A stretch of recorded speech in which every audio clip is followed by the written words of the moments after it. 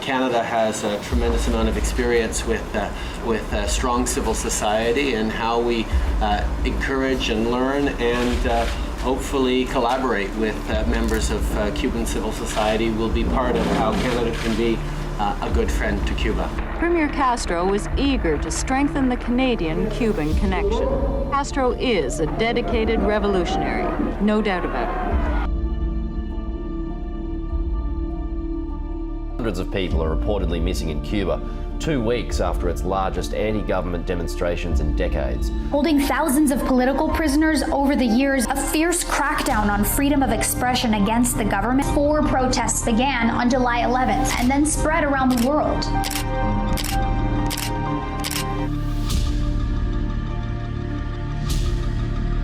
Did an interview in CBC 2 weeks ago, and at the end, what it came in the news, it was not actually what we said. This is what we're doing right now. It's illegal in Cuba, and they beating our sisters and brothers and killing them, and they go into jail because they are asking for freedom. That's what dictatorship does. That's what communism does. What's going on, guys? K2 with Rebel News. This past weekend, I attended a gathering in Calgary in solidarity for Cuba. Dictatorship, freedom for Cuba. No more dictatorship, freedom for Cuba. We are fighting for only one thing: freedom for the Cuban people. They need freedom. They are oppressed by the government, by the dictatorship of the Cuban government. Díaz-Canel Cingao, that's the president of Cuba. That's the name of the president of Cuba. I'm saying that he's not a good person. So that is not much to talk about, guys. So communism is not good for any country. You can see every country, Venezuela, Cuba. So all of them ended up in poverty. So what else do we have to say? Freedom for Cuba, freedom for Cuba. For 62 years, they have lived under a dictatorship. And this month, the Cuban people took the streets to say no more. Now first, let's hash out those annoying comments that I've been seeing. Why are they protesting here? Well, some of them can't go home. They're refugees. But most importantly, to the Canadian ears that are listening, Canada is the biggest contributor to the pockets of the Cuban government. We are the most frequent travelers and the closest, richest country that doesn't have sanctions on communism. It's directly related to how cozy the Trudeau's family is with Cuba. Our leader himself, his father, his mother, and brother all admire Castro, the one responsible for a broken country. I spoke with one of the organizers, Liz. She was very hesitant to talk to me as I was part of the media.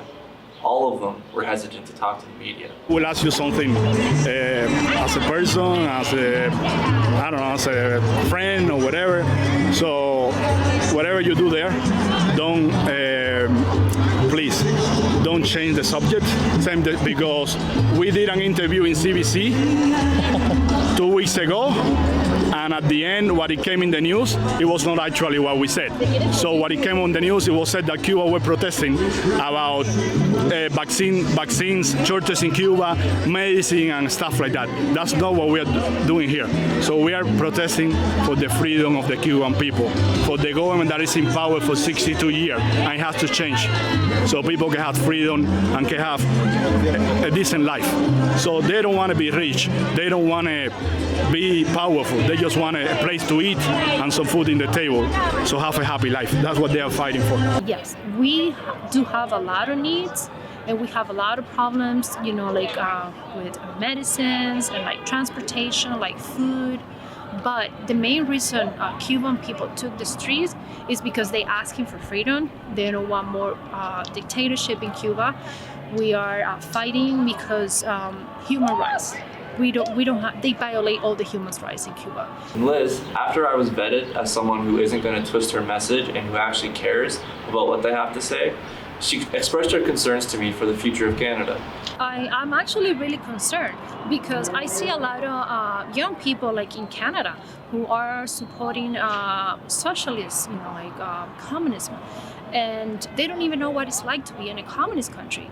It's like if you go to Cuba and you live as a Cuban, okay, with the salary that they make, if you live with the struggle that they have to deal day by day, and then you told me that if you want to still defend that ideology, if you still want to defend communism.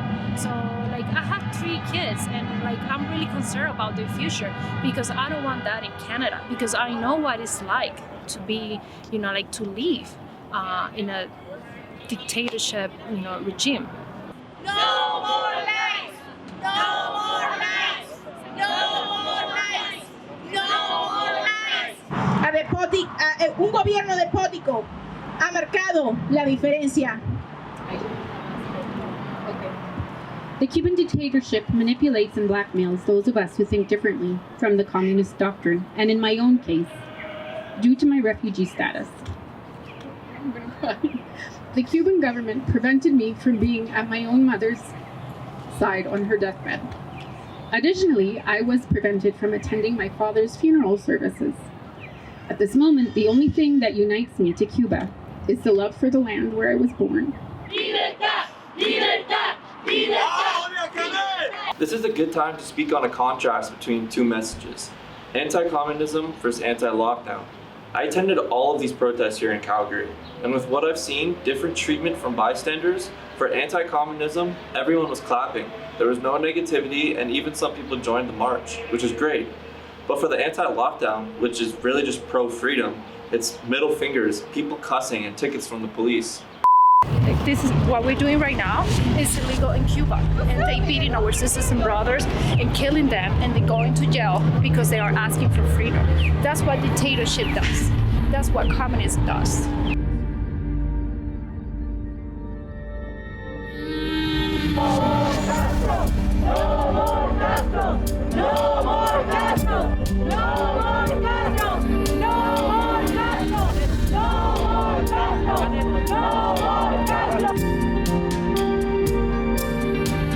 I wish I was there.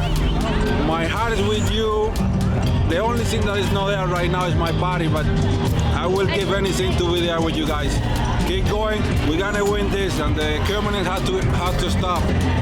From 62 years, this process will change Cuba. Keep going, keep going, keep going. I know it's hard from many people because they don't have the goods to be fighting every day on the streets, and they may go to jail. But it's time. It's time for the government to go.